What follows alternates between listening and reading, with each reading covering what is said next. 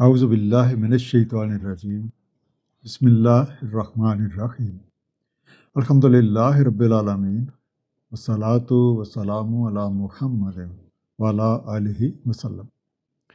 انشاءاللہ آج ہم سورہ البقرہ کے رکوع نمبر 17 کا مطالعہ کریں گے، اس دعا کے ساتھ کہ اللہ تعالیٰ اپنے حبیب رحمت العالمین نبی پاک صلی اللہ علیہ وآلہ وسلم کے طفیل ہم سب کو قرآن کریم کا صحیح مفہوم عطا فرمائیں۔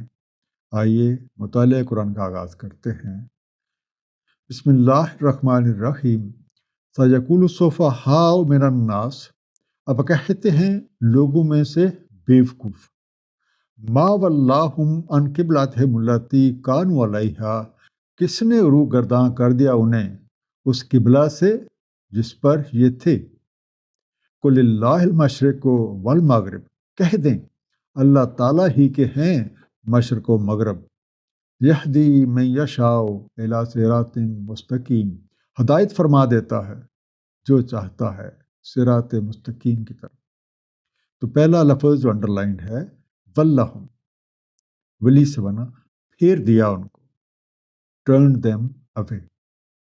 دوسرا لفظ ہے قبلاتہم، ان کا قبلہ، ان کی سمت یا ان کا رخ، their ڈائریکشن۔ قبلہ کے لفظ کے جو لغوی معنی ہیں وہ سمت کے ہیں، لیکن عام زبان میں اس سے مراد وہ جگہ لی جاتی ہے جس کی طرف نماز میں ہم رخ کرتے ہیں، یا کہتے ہیں کہ یہ ایک ایسی سمت ہے جس کو ہمیشہ مد نظر رکھا جاتا ہے۔ قبلہ کو آپ ہدف یا وین بھی کہہ سکتے ہیں، جسے کوئی بھی شخص یا کوئی بھی قوم اپنے مقصد کے حصول کے لیے ہمیشہ پیش نظر رکھتی ہے۔ اس آیت میں پہلی بات قبلہ کے بارے میں ہے۔ پہلے والے اہل کتاب یعنی بنی اسرائیل کا قبلہ بیت المقدس تھا، اور جب مسلمان ہجرت کر کے مدینہ منورہ پہنچے تو شروع میں ایک مختصر سے عرصہ کے لیے وہ بھی اسی سمت میں منہ کر کے نماز ادا کرتے رہے، تاہم جب اللہ تعالیٰ نے کعبہ کی طرف رخ کرنے کا حکم دے دیا تو احمق اور بیوقوف لوگوں نے طرح طرح کے سوالات اٹھانا شروع کر دیے۔ بنیادی طور پہ اس طرح کے سوالات علم کی کمی کی وجہ سے پیدا ہوتے ہیں۔ یروشلم بنی اسرائیل کا قومی مرکز تھا۔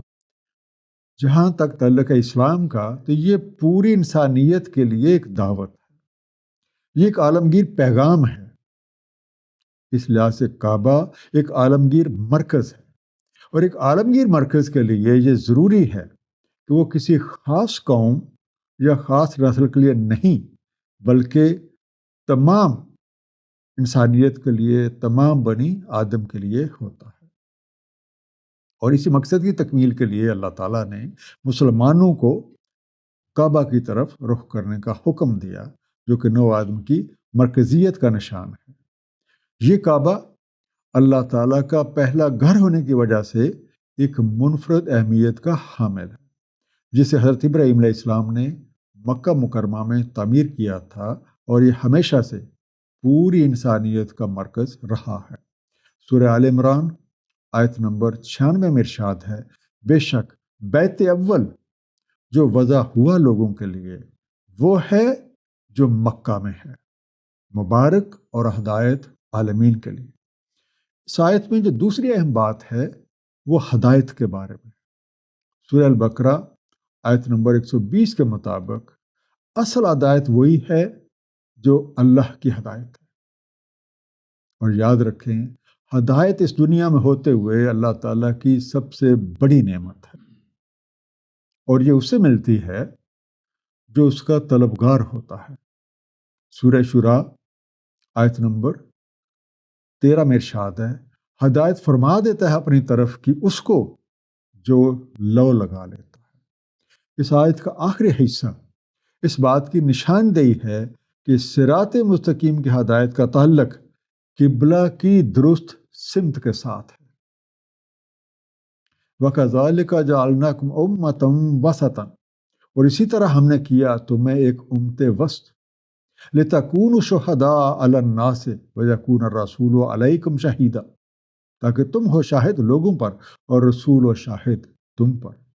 وَمَا جَعَلْنَا الْقِبْلَةَ الَّتِي كُنْتَ عَلَيْهَا، اور نہیں کیا ہم نے وہ قبلہ جس پر تم تھے، إِلَّا لِنَعْلَمَ مَن يَتَّبِعُ الرَّسُولَ مِمَّن يَنقَلِبُ عَلَىٰ عَقِبَیْهِ، مگر اس لیے کہ ہم معلوم کریں کون اتباع کرتا ہے رسول کی اور کون ہے جو پلٹ جاتا ہے اپنی ایڑیوں کے بل۔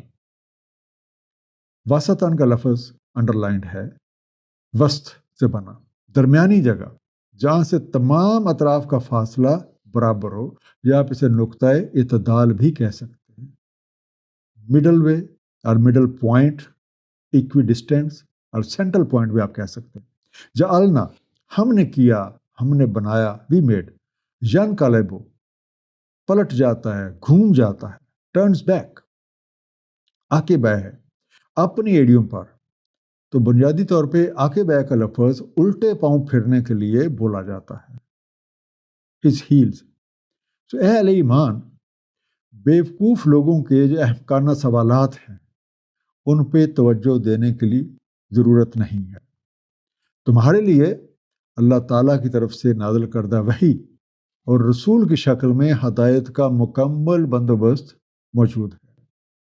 ہم نے تمہیں تمام امتوں کے لیے معتدل اور عادل بنایا ہے تاکہ تم لوگوں پہ گواہ بنو اور رسول تمہارے اوپر گواہ ہو۔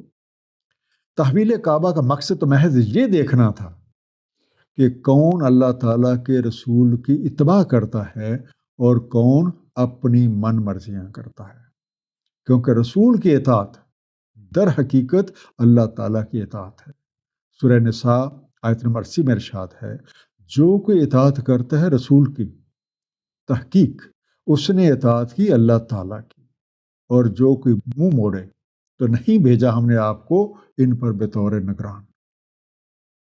یہ آیت جاری ہے، وَإِنْ كَانَتْ لَكَبِيرَةً إِلَّا عَلَى الَّذِينَ هَدَى اللَّهُ، اگرچہ یہ بہت بڑی بات ہے سوائے ان کے جنہیں ہدایت دی اللہ تعالیٰ نے۔ وَمَا كَانَ اللَّهُ لِيُضِيعَ إِيمَانَكُمْ، اور نہیں ہے کہ اللہ تعالیٰ ضائع کر دے تمہارا ایمان۔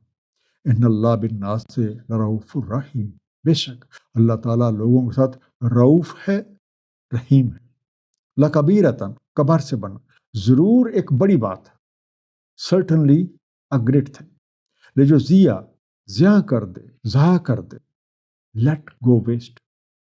لَرَؤوف، رؤوف سے مراد ایک ایسی ہستی ہے جو ایسے تمام امور کو دور کر دے جو نقصان دہ ہوں، اور عام طور پہ اس کا ترجمہ کیا جاتا ہے شفقت فرمانے والا، full of kindness۔ اب غور کیجئے کہ قبائلی، نسلی یا قومی مفادات پہ مبنی نظام کی بجائے ایک مرکز کے ساتھ وابستہ ہو جانا ایک مشکل کام ہے، لیکن ان لوگوں کے لیے نہیں ہے جو رائے راست پہ ہیں، کیونکہ ان میں ایسا راستہ اختیار کرنے کی ہمت ہوتی ہے اور وہ اللہ تعالیٰ کی نصرت کی وجہ سے مخالف قوتوں کے مضر اثرات سے محفوظ رہتے ہیں۔ قد نرا تقلب وجهك في السماء، تحقیق ہم دیکھ رہے ہیں پلٹنا تمہارے رخ کا آسمان میں، فلنولینک قبلۃ ترضاها، سو ہم آپ کو پھیر دیں گے آپ کی رضا کے قبلے کی طرف۔ فول وجهک شطر المسجد الحرام، پس پھیر لو اپنا رخ مسجد الحرام کی طرف۔ وحیث ما کنتم فولوا وجوہکم شطرہ، اور جہاں کہیں بھی تم ہو تو پھیر لو اپنا رخ اسی کی طرف۔ نرا، ہم دیکھتے ہیں، وی سی، تقلبہ، تمہارا پلٹنا، پھرنا، ٹرننگ، وجہ کا، تمہارا چہرہ، تمہارا رخ، یور فیس، فلنولینک، پس ہم پھیر دیں گے تجھ کو، فولو، سو پھیر لو، سو ٹرن، شطرہ، شطر کی طرف، ٹوورڈز، حیث، جہاں کہیں، جس جگہ، اور انگلش میں کہہ سکتے ہیں ویئر ایور۔ ہم نے آپ کی یہ بےتابی دیکھی ہے کہ کعبہ کو مرکز مقرر کیا جائے، اس لیے ہم حکم دیتے ہیں کہ آپ اپنا رخ مسجد الحرام کی طرف موڑ لیں۔ آپ لوگ جہاں کہیں بھی ہوں اپنے رخ کو اسی مرکز کی طرف مرکوز رکھیں۔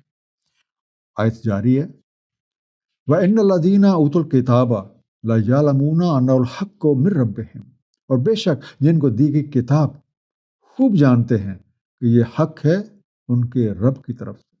وَمَا اللَّهُ بِغَافِلٍ عَمَّا يَعْمَلُونَ، اور نہیں ہے اللہ تعالیٰ غافل اس سے جو عمل یہ کر رہے ہیں۔ اوتو دی گئی یا دیے گئے، ورگیون۔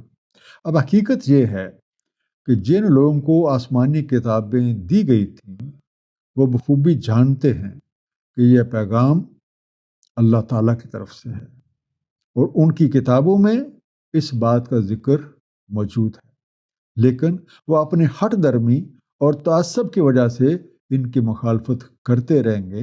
اللہ تعالیٰ فرماتے ہیں کہ ہم ان کے تمام کاموں سے واقف ہیں۔ وَلَئِنْ أَعْطَيْتَ الَّذِينَ أُوتُوا الْكِتَابَ بِكُلِّ آیَةٍ مَا تَبَعُوا قِبْلَتَكَ، اور اگر آپ لا دیں جنہیں دی گئی کتاب ہر ایک نشانی، نہیں وہ اتباع کریں گے تمہارے قبلے کی۔ وَمَا أَنْتَ بِتَابِعٍ قِبْلَتَهُمْ، اور نہیں ہے کہ تم اتباع کرو ان کے قبلے کی۔